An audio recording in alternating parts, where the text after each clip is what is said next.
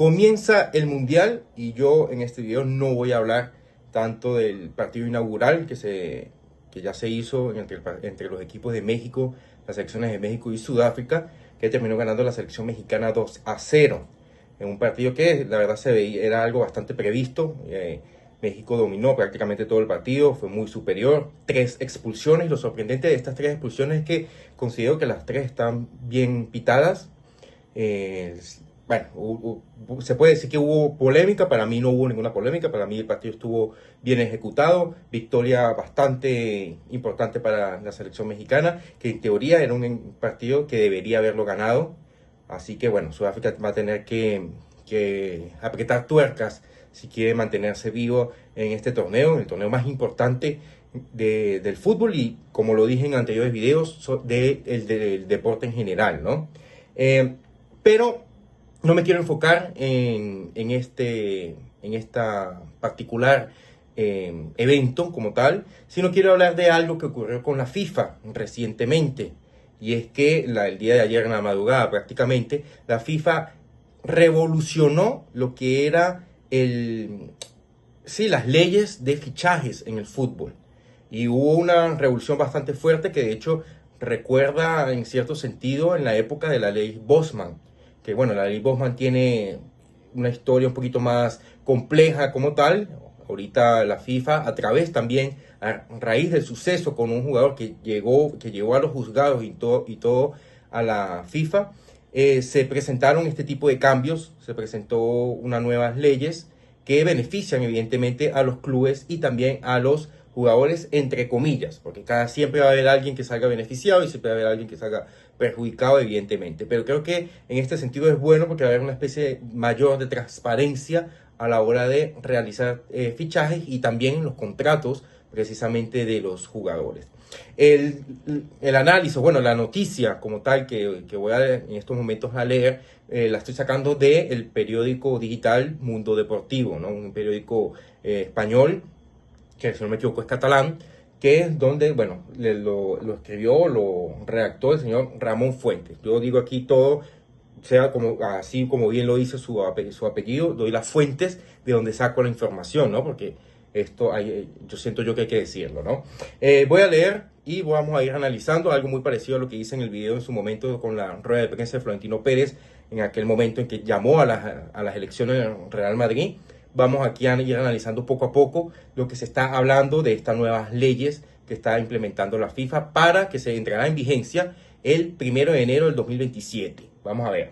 La FIFA anunció anoche, casi de madrugada, como ya bien lo había dicho anteriormente, las modificaciones que se van a efectuar con carácter inmediato el reglamento de transferencia. Inmediato entre comillas, porque vuelvo y lo digo, se hará vigente el 1 de enero del 2027. Es decir, todos los fichajes que ocurran en este verano no entrarían en estas nuevas leyes. Así que de pronto el mercado de invierno del próximo año sí. Esto es algo importante que hay que acotar. Modificaciones después de 2 años de negociaciones por las partes implicadas, ligas, sindicatos, jugadores, clubes, etcétera. Todo está metido en esto. Como consecuencia del conflicto con Las Diarra, yo no sé si se acuerdan de este jugador que fue en su momento el 10 del conjunto del Real Madrid hace varios años, si no me equivoco, en los inicios de la dirección técnica de Mourinho, si no me equivoco, fue Las Diarra, jugador del Madrid. Bueno, un 10 que a mí la verdad que a muchos les sorprendió, ¿no? En su momento tuvo un conflicto como consecuencia de su ruptura unilateral del contrato con el Lokomotiv en el año 2014. Más adelante vamos a estar ahondando un poquito del problema que tuvo con el Lokomotiv, que tuvo una ruptura, como bien lo menciona el señor Ramón Fuentes, unilateral con el club debido a unos sucesos que pasaron, que eso lo vamos a hablar ahora más adelante. Vamos a primero terminar lo que es la noticia. Estas modificaciones entrarán en vigor el 1 de enero del 2027, perfecto, de modo que este mercado de fichajes que arranca el 1 de julio seguirá bajo la normativa actual. Esto ya lo habíamos mencionado antes. Y con 2 ejes fundamentales. A partir de ahora, los jugadores pasarán a participar en sus traspasos con un porcentaje del 5% de su transferencia, como ya sucede, por ejemplo, en nuestra competición, es decir, está hablando de nuestra como la Liga Española.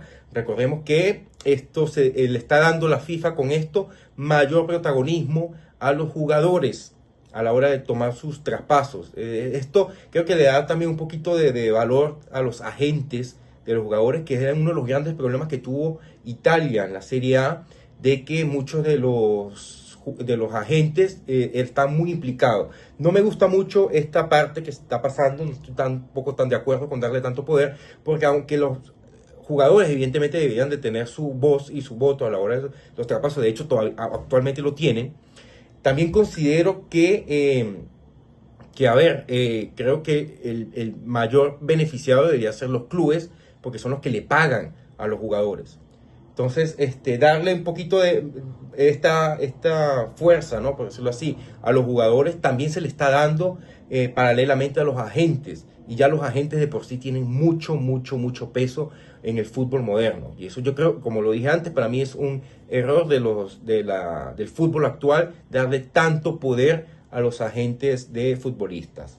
Los futbolistas con un sueldo inferior a 150.000 euros anuales, me imagino, recibirán obligatoriamente el 5% de la compensación fija por transferencia correspondiente como valor residual de su contrato. Es decir, cada vez que haya un traspaso, recibirán el 5% como compensación, prácticamente, por ejemplo, del club al que me imagino estará vendiéndolo.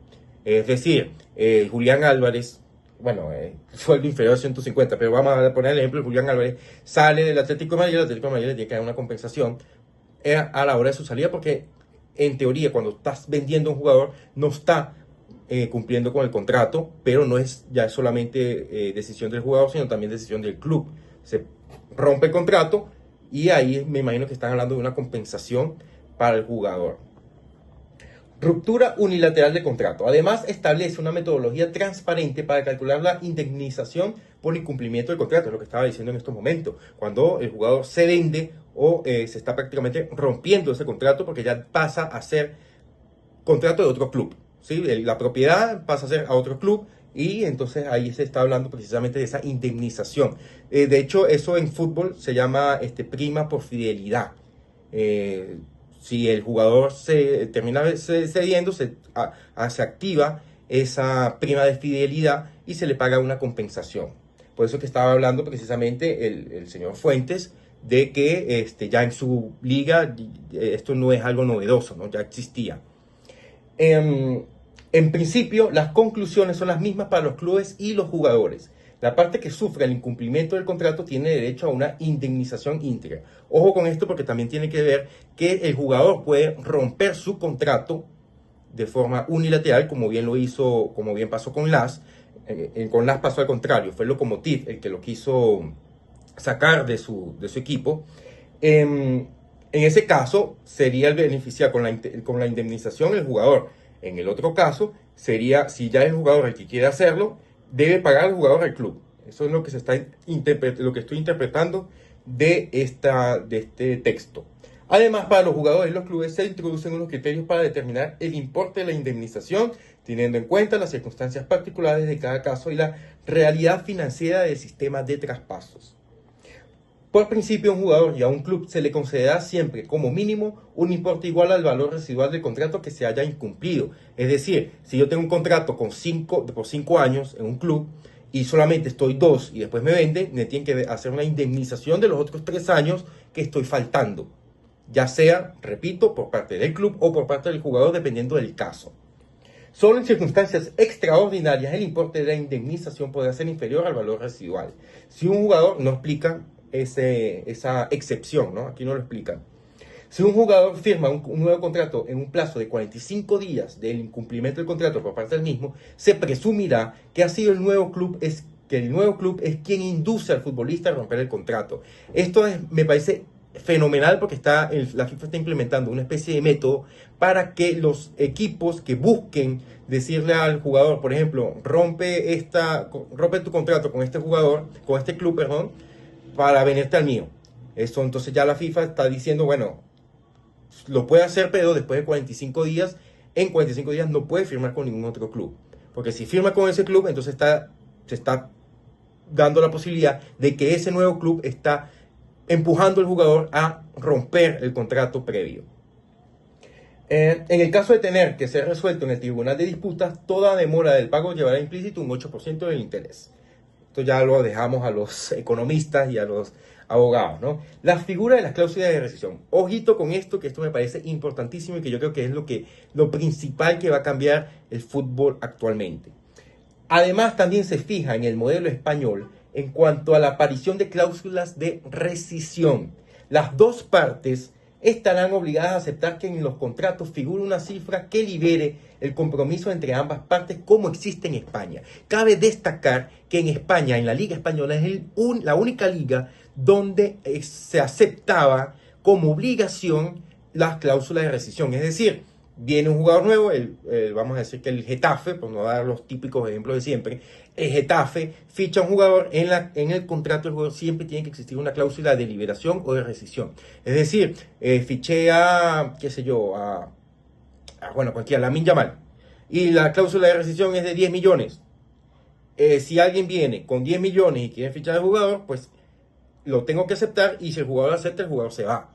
Pero siempre tiene que tener esa cláusula. ¿Qué pasa con la Liga Española? Los grandes equipos, llámese Barcelona, llámese Real Madrid, llámese Atlético, lo que hicieron fue aceptar las cláusulas de rescisión, evidentemente, pero las inflaban demasiado, al punto de que, por ejemplo, creo que el de Julián Álvarez son de 500 millones, el de Lamine Yamal son mil millones de cláusula.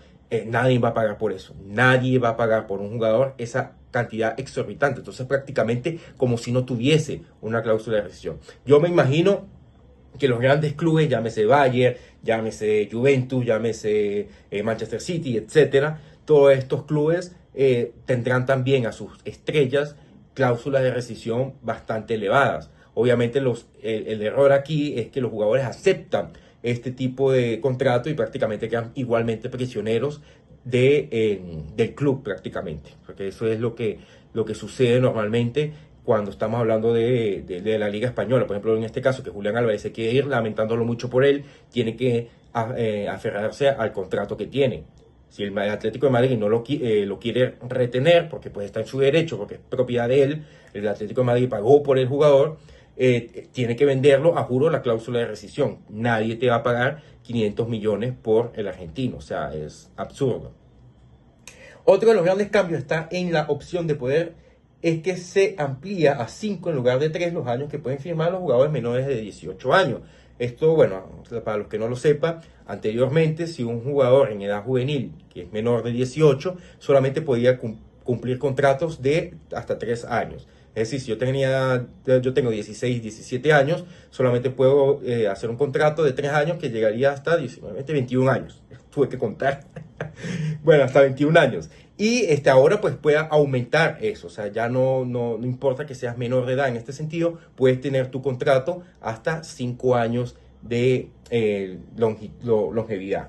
Siempre y cuando el futbolista haya sido formado en el club, y debe además reunir unas condiciones específicas en cuanto a la remuneración. Esto es importantísimo porque fomenta mucho más el desarrollo de las canteras.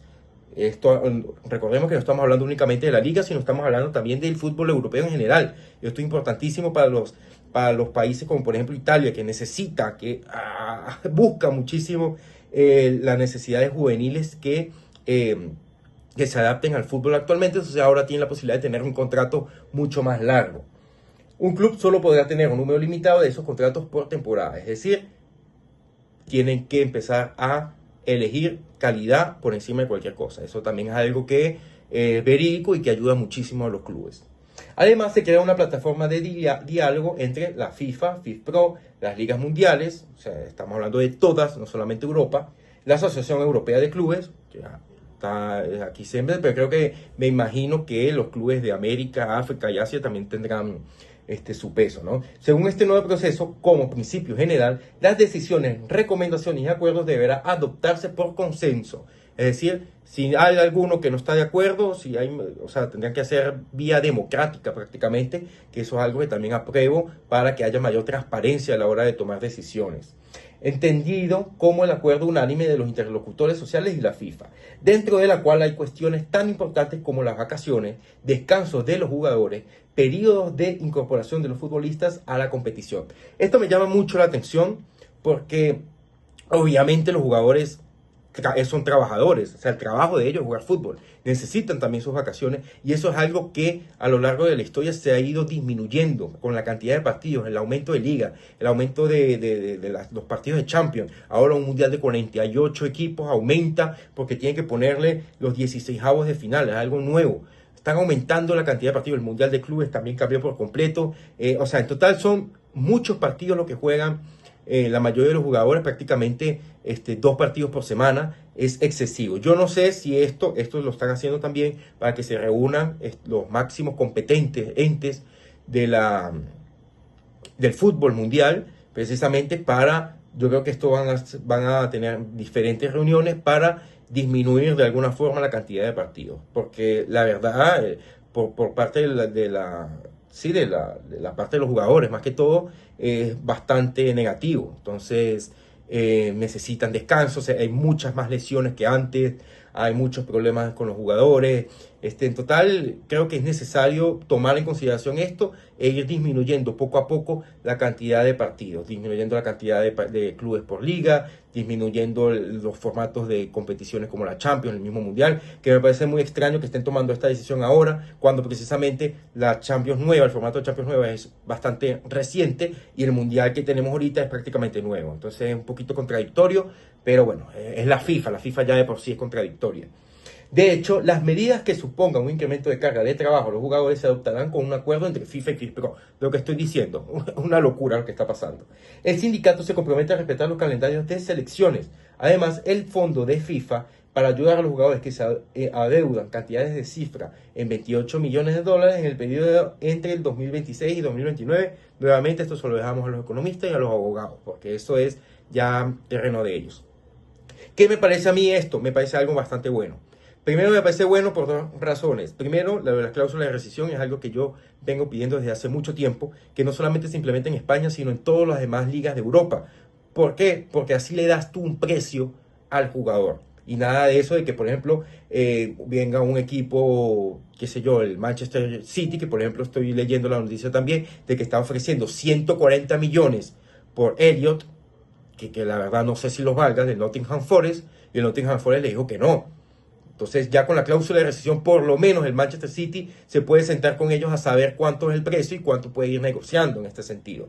Y ya si el jugador se quiere ir y tiene una cláusula de 500 millones, pues yo creo que tiene que asesorarse un poquito mejor y decir, bueno, no creo que firmar por 500 millones la cláusula de rescisión me sirva para dar un siguiente paso en la élite del fútbol. De pronto bajarle la cláusula sea lo más conveniente si quiero salir próximamente de este club y irme a otro.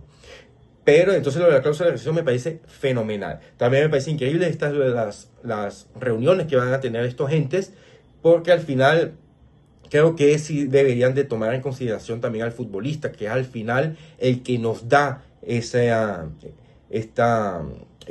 parte fundamental del fútbol. O sea, el futbolista si se empiezan a lesionar los mejores jugadores, prácticamente no tenemos esa emoción de que nos da este deporte. Entonces, creo que estas reuniones me parecen bastante buenas. Sí tengo un poquito de dudas sobre cómo será el movimiento de los agentes futbolistas en este sentido, si van a tener más peso todavía del que ya prácticamente tienen, que yo no estoy muy de acuerdo. Pero bueno, en general, estas son las nuevas normativas de la FIFA y veremos cómo resulta, si resulta algo positivo, algo negativo. Para mí, en mi opinión, creo que es un acierto, por lo menos en el 80% de todas las leyes, de todos los cambios que se hicieron, un 80% son bastante buenos para el fútbol actual.